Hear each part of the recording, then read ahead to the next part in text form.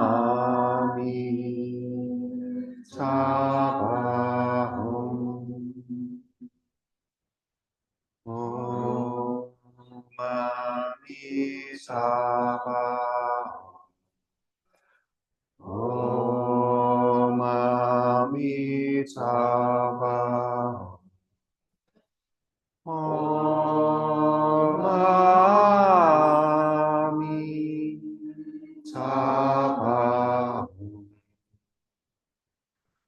Om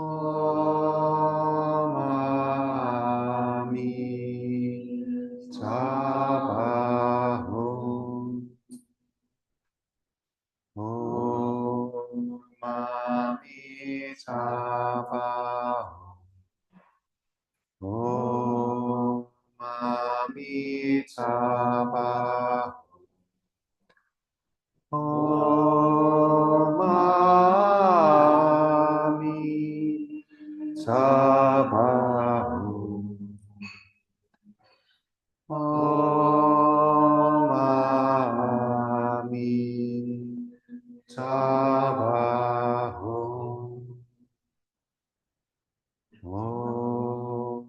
Amitabha.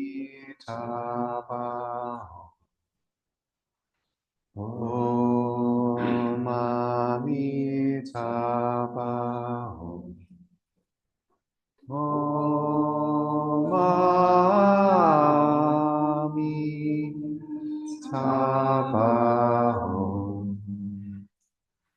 Om Amitabha.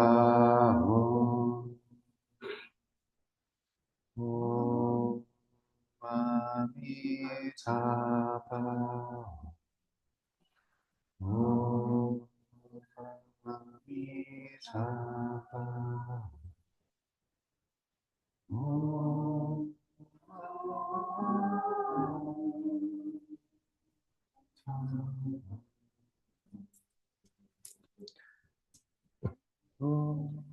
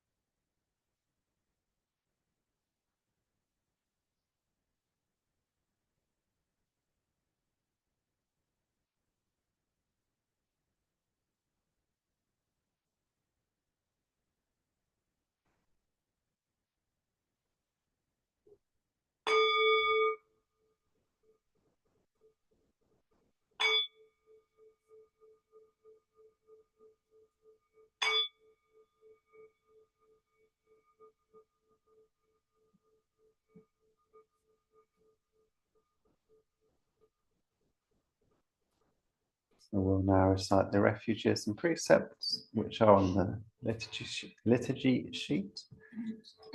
But I'll ask you to repeat after me. For refuge, I go to the Buddha. For refuge, I go to the Buddha, The one who is awake and full of love. the one who is awake and full of love. Namo Buddhaya. Namo Buddhaya. For refuge, I go to the Dharma. For refuge, I go to the Dharma, All that guides us to wisdom and compassion. all that guides us to wisdom and compassion. Namo Dhammaya. Namo Dhammaya. For refuge, I go to the Sangha. For refuge, I go to the Sangha, Those who live in the Buddha's light. those who live in the Buddha's light. Namo Sanghaya. Namo Sanghaya. With faith in the three jewels, With faith in the three jewels, and in light of my human tendencies, and in light of my human tendencies, I pray that I may become aware I pray that I may become aware of when I take life. of when I take life. I pray that I may become aware I pray that I may become aware of when I take what is not freely given. of when I take what is not freely given. I pray that I may become aware I pray that I may become aware of when I fall into sexual misconduct. of when I fall into sexual misconduct. I pray that I may become aware I pray that I may become aware of when I fall into wrong speech. of when I fall into wrong speech. I pray that I may become aware I pray that I may become aware of when I become intoxicated. of when I become intoxicated. No blame, No blame, be kind, be kind, love everything. love everything. Innumerable are sentient beings. We vow to save them all. Inexhaustible are deluded passions. We vow to transform them all. Immeasurable are the Dharma teachings. We vow to master them all. Infinite is the Buddha's way. We vow to fulfill it completely.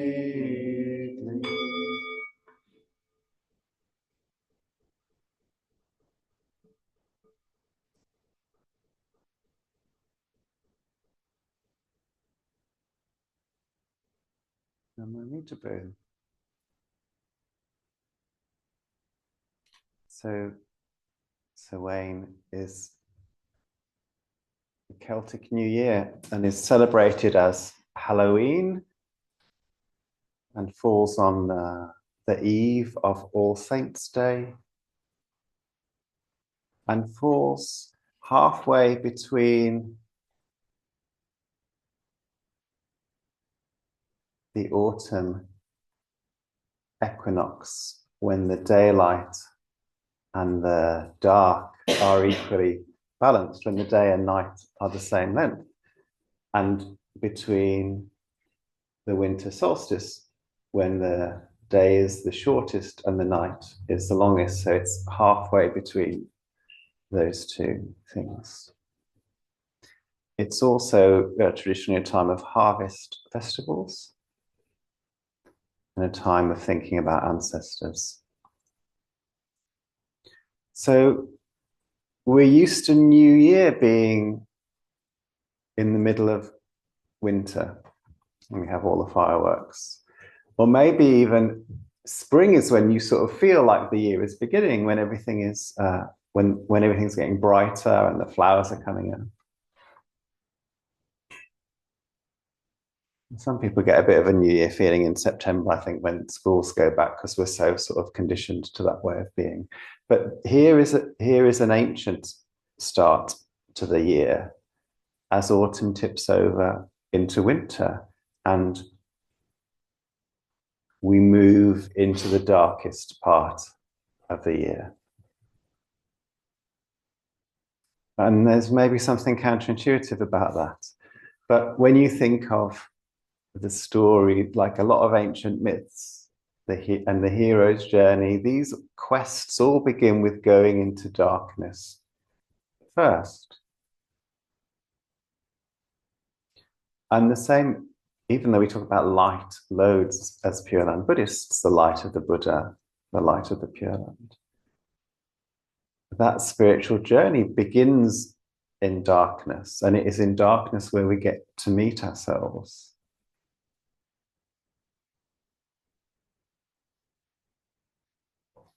So there's actually something really appropriate about the new year being this time when we move into the dark.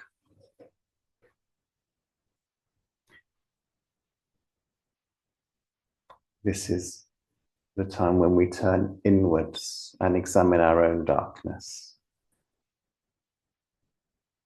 And as we bring our attention to that, the Buddha appears and the light appears. And it is these two things together that are the heart of Pure Land Buddhism, knowing our own darkness in the light, in the unconditional, loving wisdom of Amida Buddha.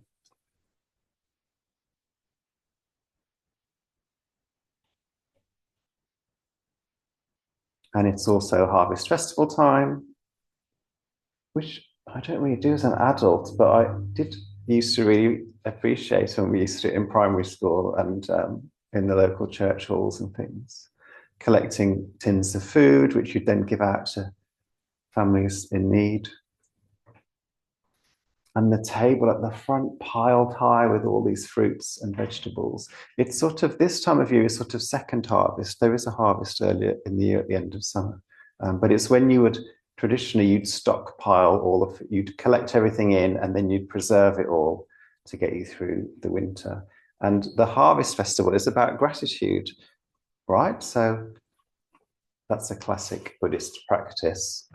So that's the second lesson, is being grateful for what we receive, however much it is. You might prefer to be able to pick fruits and vegetables all the year round. And we can't do that in this climate, but we still receive this great bounty that we can be grateful for. So regardless of what the weather's like and what the internal weather is like, there's always something to be grateful for, and it's good to bring our attention to those things. That's the second lesson.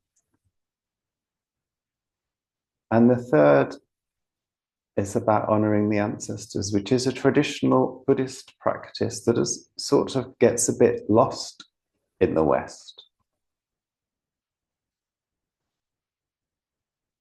And we can think of this in two ways as Buddhists. One, in the broadest possible way.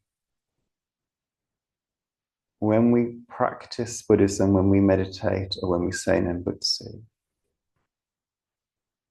it is for the benefit of all beings. That's a traditional way of understanding practice.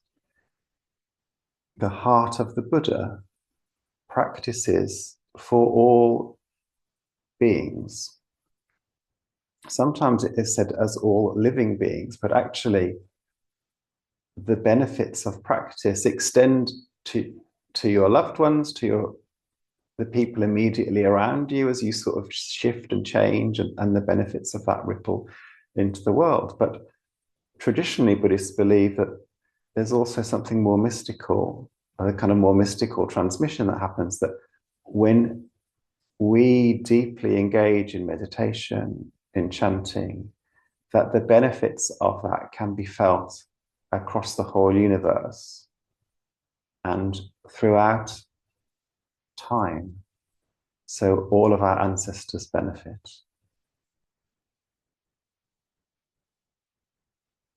And it's really good to cultivate that mindset. Actually, it can transform practice from something that I am doing to make myself feel better, which is often where we begin, and like completely valid way of undertaking Buddhist practice.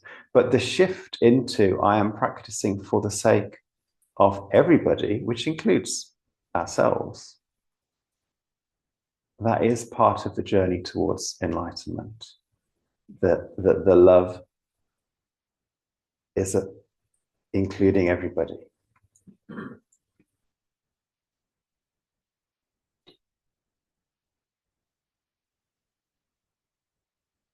And we can think of ancestor practice in a much more specific way as well, not just about everybody, but about particular individuals.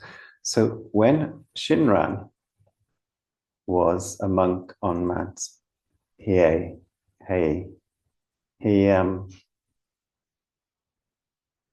his job was, and he was an attendant at a Nembutsu memorial hall. Maybe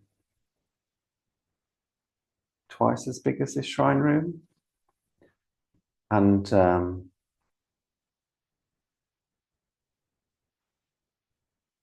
the practice was that you would you could go and say Nembutsu there and transfer the merit of that practice to specific ancestors that had died, wishing them that they would go into the Pure Land. So the idea is after death, they're in the bardo, and you as a family member can dedicate your practice to these specific people in order to sort of juice them up, give them the spiritual power to get into the Pure Land, out of the transitional bardo and into the Pure Land.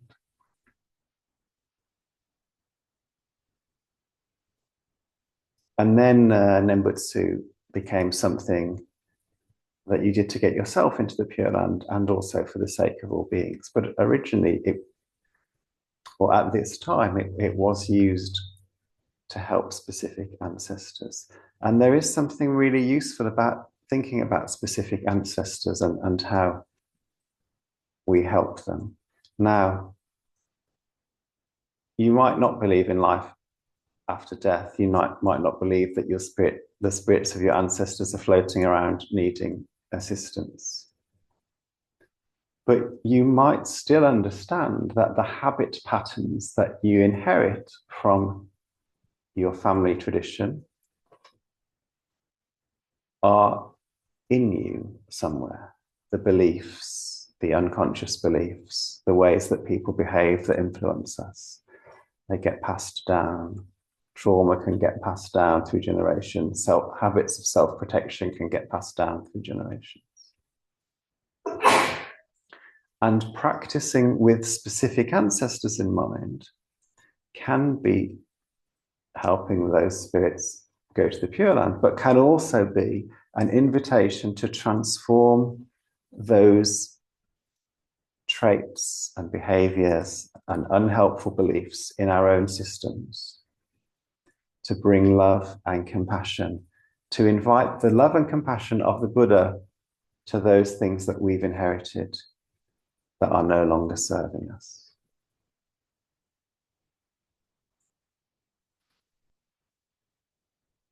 But we don't only inherit self-protective traits from our ancestors, we can also inherit really positive things, and learning about particular people in our family history can sort of inspire us or can help us understand our own character more deeply. And these can all be really fruitful exercises that help us on our spiritual journey. And of Buddhists, of course, we come into this family of Buddhist ancestors where there are examples of monks and nuns through the ages that we can look to for inspiration. And this is another way that we can work with the ancestors, to go and read the story of Shakyamuni Buddha or of Mahapajapati and ask, what can I receive from this?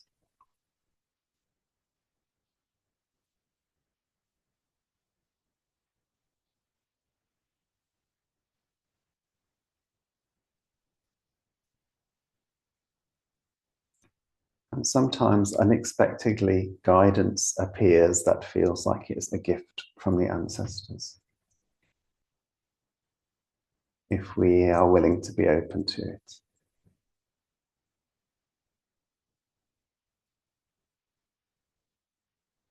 So these are the three things that I think we can learn from Samhain. The idea that we begin by going into the darkness, the value of going into the dark places. The importance of practicing gratitude for what we receive and then offering those things to other people.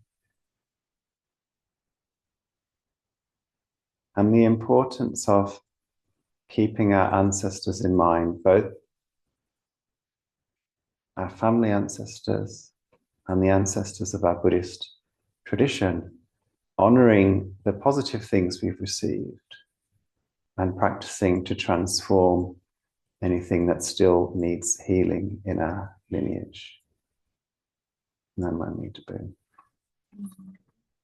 Maybe we'll just hear Annie Fitch's poem again before we move into prostrations. Is that all right, Satya? Samhain. In the season leaves should love, since it gives them leave to move through the wind towards the ground they were watching while they hung. Legend says there is a seam stitching darkness like a name.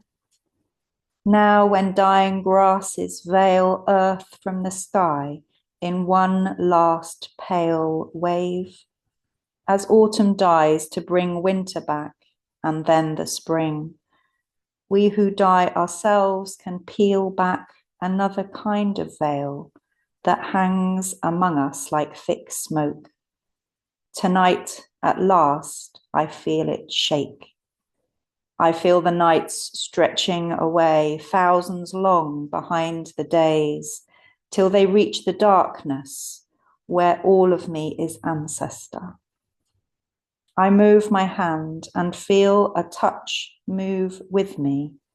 And when I brush my own mind across another, I am with my mother's mother. Sure as footsteps in my waiting self, I find her, and she brings arms that carry answers for me, intimate, awaiting bounty. Carry me. She leaves this trail through a shudder of the veil, and leaves, like amber where she stays, a gift for her perpetual gaze. So we'll now make our prostrations to our great ancestor, the Buddha.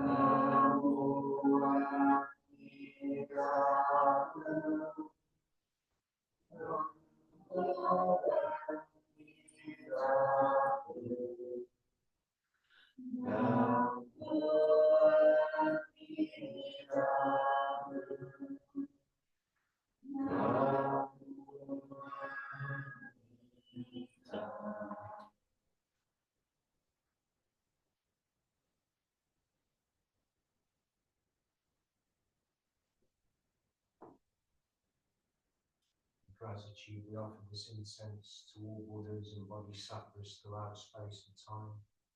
May these fragrant deserve this self, reflecting our careful efforts, our wholehearted awareness, and the fruits of understanding slowly ripen. And all beings be companions of Buddhas and Bodhisattvas, and we awaken from forgetfulness and realize our true life.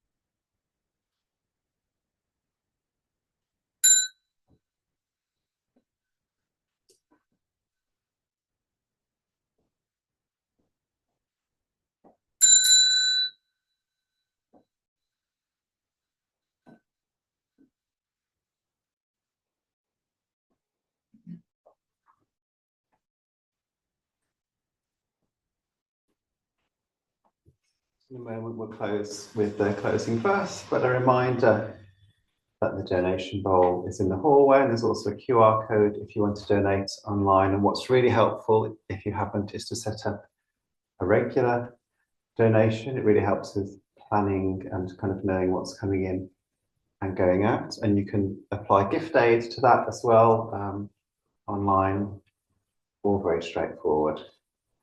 And on the 7th of December, 6th. No, 7th. the 8th of December is Bodhi Day, which is a Sunday, but we'll have our retreat down the 7th because we usually meet on Saturdays. So put that in your diary. If you and maybe Cameron and Jana are free for 5 minutes after practice, be good to check out Adam Chant. Okay. Just 5 minutes. Great. So we'll finish with the closing verse. Blessed by Amitabha's lights, may we care for all living things and the holy earth.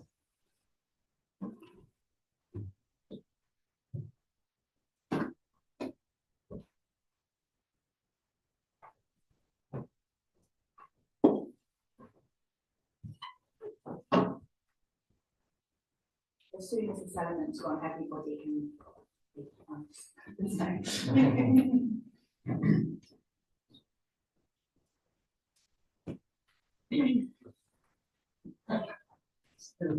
Yeah.